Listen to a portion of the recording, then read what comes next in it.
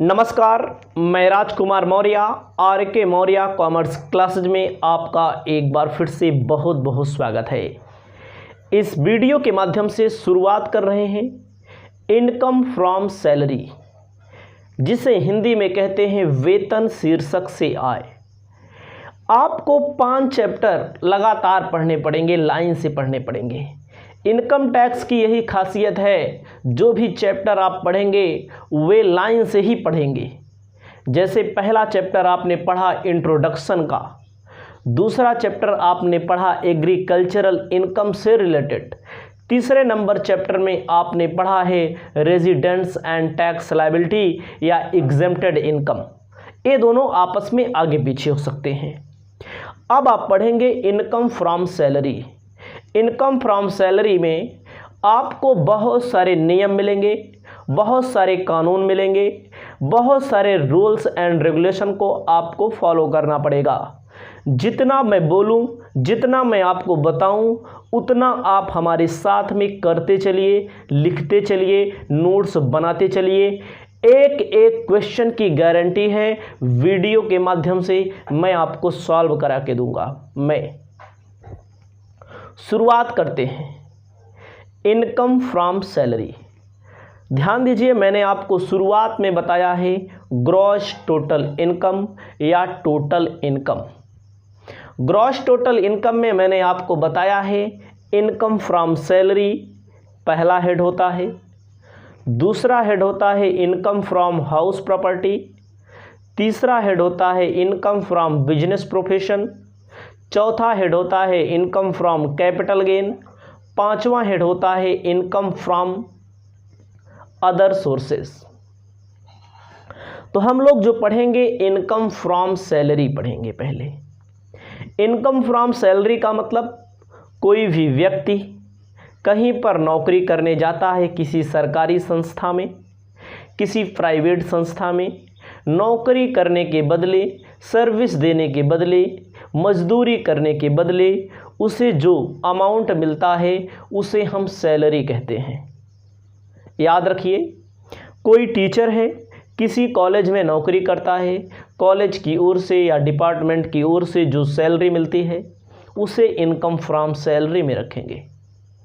कोई भी डॉक्टर है, कोई इंजीनियर है, चाहे किसी कंपनी में नौकरी करे, चाहे किसी कंपनी में नौकरी करे, चाहे कोई मजदूर हो, चाहे किसी फैक्ट्री में नौकरी करे, इनकम टैक्स में नौकरी और मजदूरी में कोई अंतर नहीं है।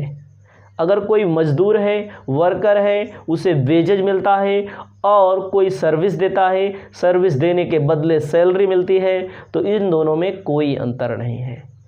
ठीक है, किसी सरकारी संस्था में नौकरी करे या किसी प्राइवेट में करे, वहाँ से जो अमाउंट मिलेगा उसे सैलरी कहा जाएगा। ये थोड़ा सा आपको मैंने समझाया।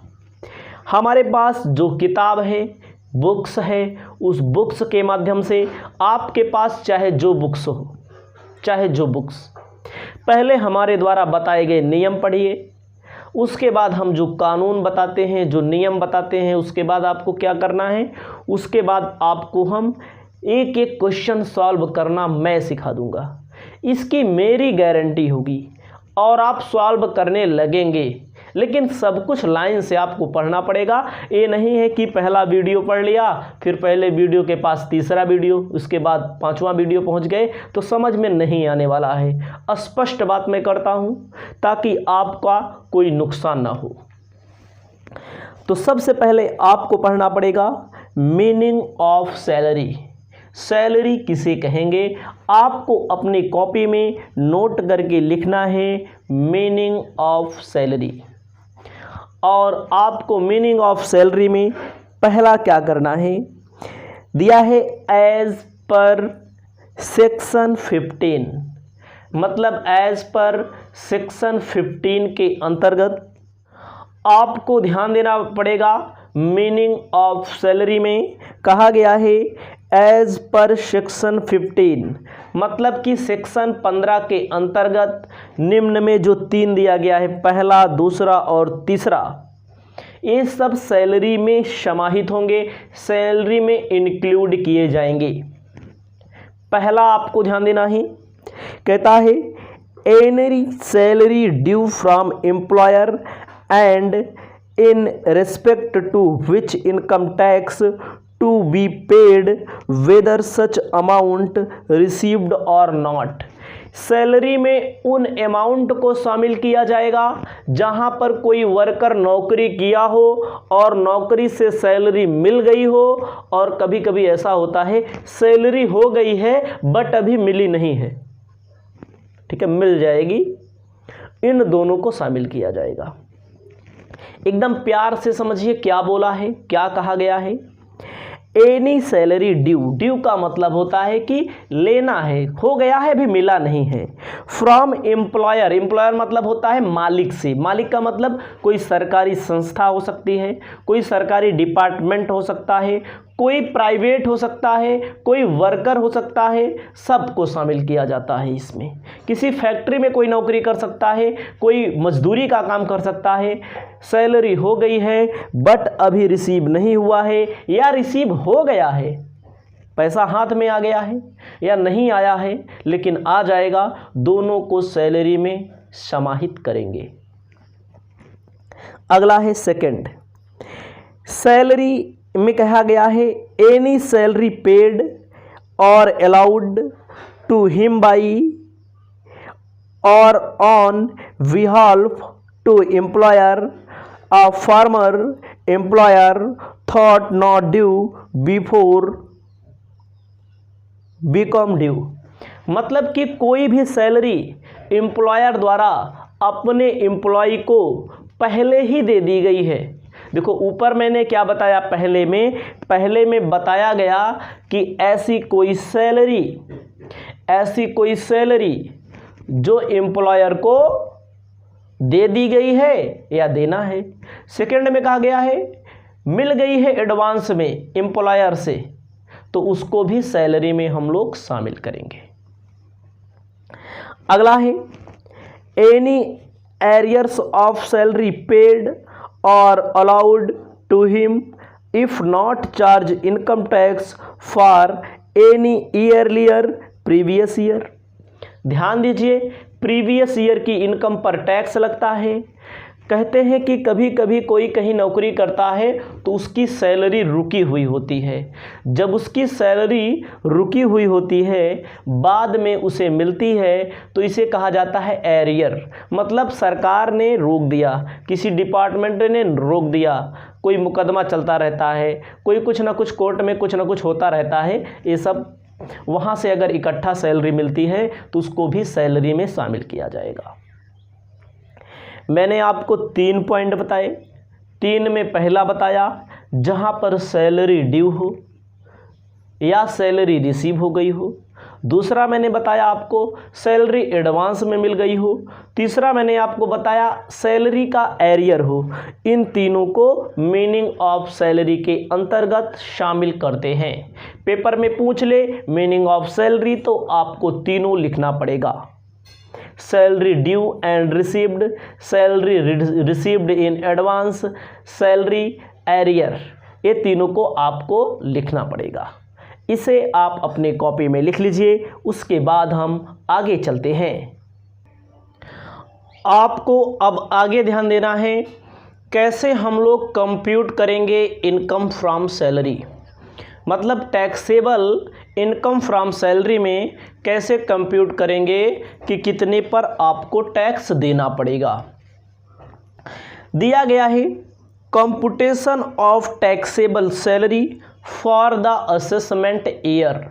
असेसमेंट ईयर का मतलब जिस ईयर में आप कैलकुलेट करते हैं टैक्स को, प्रीवियस ईयर की इनकम पर जिस ईयर में टैक्स का कैलकुलेशन किया जाता है उसे कहते हैं असेसमेंट ईयर। तो आपको ध्यान देना है, बहुत सारे आइटम्स दिए गए हैं, 26 आइटम। केवल आपको लिखना है, केवल आपको थोड़ा थोड़ा समझना है। बहुत सारी चीज़ें ऐसी मिलेंगी जो आप पहली बार सुनेंगे, जो आप सुने होंगे लेकिन उसके बारे में उतना जानकारी आपको नहीं होगी। जिसे दिया है बेसिक सैलरी। कहीं पर कोई भी पर्सन नौकरी करता है तो उसको वहाँ पर सैलरी मिलती है, जिसे हम लोग कहाँ शामिल करेंगे, बेसिक सैलरी मेन है तो, ठीक है। दूसरा है ग्रेड पे मिलता है, ग्रेड बना रहता है। ग्रेड के बारे में क्वेश्चन मिलेगा आपको आगे, क्वेश्चन में आपको हम बताएंगे। बोनस मिलता है, सुनते होंगे कहीं पर कोई नौकरी करता है तो दिवाली के अवसर पर बोनस मिलता है। बोनस को भी सैलरी में शामिल करेंगे। कमीशन मिलता है, कमीशन का मतलब कोई जैसे एजेंट होता है किसी कंपनी का, चाहे गवर्नमेंट कंपनी हो चाहे प्राइवेट कंपनी हो, जब वो नौकरी करता है तो उसको सैलरी के साथ साथ कमीशन भी मिलता है। मतलब सैलरी की एक लिमिट होती है, ज़्यादा अगर आप काम कर लेंगे तो आपको कमीशन भी मिलेगा, ठीक है। अगला है फीस मिलती है, फीस को भी नौकरी में शामिल किया जाएगा, सैलरी में शामिल किया जाएगा। कहीं पर फीस मिलती है तो फीस को भी सैलरी में शामिल किया जाएगा, बशर्ते वो नौकरी करता हो कहीं पर। अगला है arrears of salary. Arrears of salary के बारे में भी मैंने पीछे बताया। 5 साल 10 साल कोई नौकरी कर रहा है, कभी कभी सरकार सस्पेंड कर देती है, सैलरी पर रोक लगा देती है। जब सरकार सैलरी पर रोक लगा देती है लेकिन बाद में अगर सैलरी मिलती है तो उसको भी सैलरी में शामिल किया जाएगा। बहुत सारे टीचर को हम देखे हैं कि उसमें उनकी सैलरी को रोक देती है सरकार। उसके बाद एडवांस सैलरी, अगर मैंने पीछे बताया आपको, एडवांस सैलरी को भी सैलरी में शामिल किया जाएगा। भाई नौकरी कर रहे हैं, बकाया भी हो सकता है और एडवांस में भी क्या हो सकता है, मिल सकता है, ठीक है, उसको भी शामिल किया जाएगा। उसके बाद है डियरनेस अलाउंसेस, को कहते हैं महंगाई भत्ता। नौकरी अगर आप कहीं पर कर रहे हैं तो आपको नौकरी के साथ सैलरी तो मिलेगी ही, सैलरी के साथ आपको मिलेगा डियरनेस अलाउंस। अलाउंस का मतलब होता है महंगाई भत्ता। इसके बदले में जो महंगाई बढ़ रही है उसका अलाउंसेस दिया जाएगा, आपको पैसा अलग से दिया जाएगा, ठीक है। डियरनेस पे भी आपको अलग से दिया जाएगा, महंगाई वेतन इसे बोलते हैं। अगला है city compensation allowances. City compensation allowances अलग से दिया जाता है, इसको भी आपको ध्यान में रखना पड़ेगा। अगला है अंतरिम रिलीफ दी जाती है अलग से, ठीक है। सबको सैलरी में शामिल किया जाएगा, एक एक पॉइंट आपको आगे मिलेगा। अगला है कमीशन ऑन सेल। अगर कोई भी व्यक्ति कहीं पर नौकरी करता है तो सैलरी मिलती है, सैलरी के अलावा जब उसे सेलिंग का काम दिया जाता है तो कह दिया जाता है जितना सेलिंग कराओगे 1-2% आपको अलग से सैलरी भी मिलेगी। अगला है मेडिकल अलाउंसेस। कहीं पर अगर आप नौकरी करेंगे, नौकरी करने के बदले में सरकार की तरफ से या किसी कंपनी की तरफ से आपको सैलरी के अलावा जो ऊपर मैंने बता दिया, आपको मेडिकल मतलब होता है अपने स्वास्थ्य के लिए, अपने स्वास्थ्य संबंधित मेडिकल का भी पैसा आपको मिलेगा, उसे भी जो भी मिलेगा उसे सैलरी में शामिल किया जाएगा। अगला है हिल एरिया। हिल एरिया का मतलब होता है जैसे पहाड़ी एरिया होता है, समझ रहे हैं। हिल एरिया का मतलब होता है जैसे पहाड़ी एरिया अलाउंसेस। जिन लोगों की नौकरी पहाड़ी एरिया में लगती है, जिन लोगों की नौकरी बहुत बड़ी दिक्कत वाली एरिया में लगती है, उनको अलग से अलाउंसेस दिए जाते हैं, जिसे कहते हैं हिल एरिया अलाउंसेस। अगला है house rent allowances. House rent allowances बहुत ही महत्वपूर्ण टॉपिक है, इससे रिलेटेड आपको अलग अलग टाइप्स के क्वेश्चन मिलेंगे जो हम आपको सॉल्व करना बताएंगे। हाउस रेंट अलाउंस का मतलब होता है जब कोई व्यक्ति कहीं पर नौकरी करता है, जैसे आप कहीं पर नौकरी करने जाएं तो आपको कहीं पर मकान दे दिया जाता है तो उसे बोलते हैं परक्यूसाइड्स, रेंट फ्री हाउस। फ्री में कहते हैं रहना खाना फ्री। तो रहने के लिए अगर कोई कंपनी दे देती है उसे बोलते हैं रेंट फ्री हाउस। अगर रहने के बदले आपको दे दे पैसा 10,000 5,000 जाइए और आप अपना कमरा लेकर के रहिए तो उसे बोला जाता है हाउस रेंट अलाउंस। मतलब कमरा मिलेगा तो परक्यूसाइड्स होगा, रेंट फ्री हाउस होगा, उसका भी कैलकुलेशन इसी में किया जाता है। अगर कमरे के बदले में पैसा मिल जाए, जब पैसा मिल जाएगा तो उसे हाउस रेंट अलाउंस कहेंगे। अलाउंसेस का मतलब होता है वहां पर नकद मिलता है, कैश मिलता है, ठीक है। अगला है ट्रिवल एरिया अलाउंस, जिनकी नौकरी ट्रिवल एरिया में लगती है, ध्यान रहे हैं, ट्रिवल एरिया में लगती है, उनके लिए भी ट्रिवल एरिया अलाउंसेस अलग से अमाउंट दिया जाता है सैलरी के अलावा। उसके बाद आपको ध्यान देना है एंटरटेनमेंट अलाउंस। एंटरटेनमेंट का मतलब होता है जहां पर अपने कर्मचारियों को, अपने एम्प्लॉयज़ को, अपने वर्कर को, अपने ग्राहकों को एंटरटेनमेंट के लिए दिया जाए कि जाइए घूमिए, टहलिए, यात्रा करिए, भक्ति धाम यात्रा करिए, आप जाइए, विदेश चले जाइए, उसे बोला जाता है एंटरटेनमेंट अलाउंस। सबके संबंध में अलग अलग से रूल्स एंड रेगुलेशन हैं जो आपको आगे पढ़ने को मिल रहे हैं। अगला है एजुकेशन अलाउंस। एजुकेशन अलाउंस अगर किसी भी व्यक्ति को मिलता है तो इसके से रिलेटेड भी रूल्स एंड रेगुलेशन है, कितने पर एग्जेम्प्ट होगा, कितने पर टैक्सेबल होगा। एजुकेशन अलाउंस को भी यहाँ पर लाया जाता है computation of taxable income, taxable salary को कैलकुलेशन करने के लिए। Taxable amount of perquisites. Perquisites का मतलब मैंने शुरू में बता दिया, अगर आपको कोई मकान दे दिया जाता है, कोई हाउस दे दिया जाता है, कंपनी की ओर से कार दे दी जाती है, कंपनी की ओर से बहुत सारी सुविधाएं जो दी जाती हैं, नौकर दे दिया जाता है, ड्राइवर दे दिया जाता है, उसे परक्यूसाइट्स में शामिल किया जाता है। परक्यूसाइट्स को भी इनकम फ्रॉम सैलरी के अंतर्गत शामिल किया जाएगा। परक्यूसाइट्स का मतलब होता है सुविधा। सबसे रिलेटेड अलग अलग रूल हैं, बहुत बड़ा चैप्टर है, यही है सबसे बड़ा चैप्टर जो इनकम टैक्स में स्टूडेंट को परेशान करता है। अगला है टैक्सेबल अमाउंट फ्रिंग बेनिफिट। अगर अन्य कोई बेनिफिट मिलता है, अन्य कोई सुविधाएं मिलती हैं तो टैक्सेबल अमाउंट को भी इनकम फ्रॉम सैलरी में शामिल किया जाएगा। उसके बाद है employers contribution to recognised provident fund. ध्यान दीजिएगा, अगर कोई भी व्यक्ति कहीं पर नौकरी करता है तो उसके लिए कंपनी की ओर से रिकॉग्नाइज्ड प्रोविडेंट फंड का प्रावधान किया गया है, वैधानिक भविष्य निधि का प्रावधान किया गया है। इसका नियम होता है कि जितना भी एम्प्लॉई डिपॉजिट करेगा उसका पूरा एग्जम्प्ट होता है, लेकिन एम्प्लॉयर का मतलब मालिक अगर सैलरी के 12% से ज़्यादा कर दे तो टैक्सेबल हो जाता है। तो 12% से ज़्यादा सबका रूल है, आगे बताएंगे, मैं बार बार बता रहा हूँ, केवल आप इसको लिखते चलिए, ऐसे ऐसे क्वेश्चन सॉल्व होगा। Interest on recognised provident fund. अब ऊपर बताया मैंने, खुद रिकॉग्नाइज्ड प्रोविडेंट फंड में एम्प्लॉय करे मतलब कर्मचारी करे तो सब एग्जेम्प्ट, मालिक करे तो 12% तक एग्जेम्प्ट, लेकिन वो जो पैसा जमा किया गया है उस पर कंपनी या मालिक की ओर से या सरकार की ओर से जो इंटरेस्ट मिलेगा 9.5% तक एग्जेम्प्ट होगा, उसके बाद टैक्सेबल होगा। इसको भी आपको याद रखना है। अगला है profit to leave salary. Profit in leave salary अगर कोई मिलती है, प्रॉफिट मिलती है, सैलरी के अलावा कोई अन्य प्रॉफिट मिलता है तो उसको भी टैक्सेबल में शामिल किया जाएगा। उसके बाद दिया गया है 14 number 24, amount received in respect encashment of earn leave during service.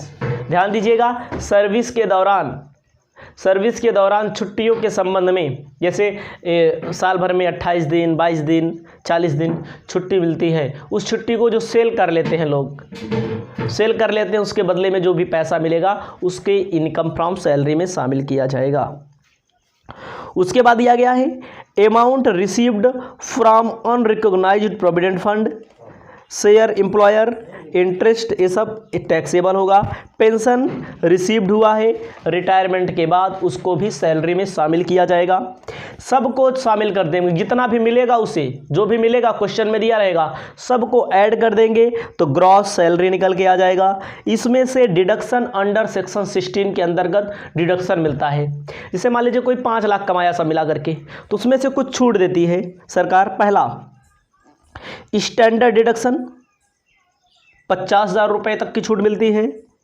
Entertainment allowance नियम कानून है उसकी छूट मिलती है, नियम कानून में दिया गया है 5,000 और मतलब कि इसमें नियम होता है इंटरटेनमेंट में, जितना इंटरटेनमेंट अलाउंस मिले और 5,000 में जो कम हो उसका एग्जेम्प्ट होता है। उसके बाद एम्प्लॉयर टैक्सेस की छूट मिलती है, तो आपकी आती है taxable salary, income from salary, net salary. आपको ध्यान देना है, नियम है इंटरटेनमेंट अलाउंस से रिलेटेड, रेंट फ्री हाउस से रिलेटेड, तमाम अलाउंस से रिलेटेड सब नियम हम आपको आगे बता रहे हैं, आगे बताएंगे। पहले एक एक पॉइंट आप समझते चलिए, पढ़ते चलिए। अब आपको मिलते हैं नेक्स्ट वीडियो में, तब तक के लिए नमस्कार। नेक्स्ट वीडियो में नेक्स्ट टॉपिक आपको हम बता रहे हैं। जय हिंद।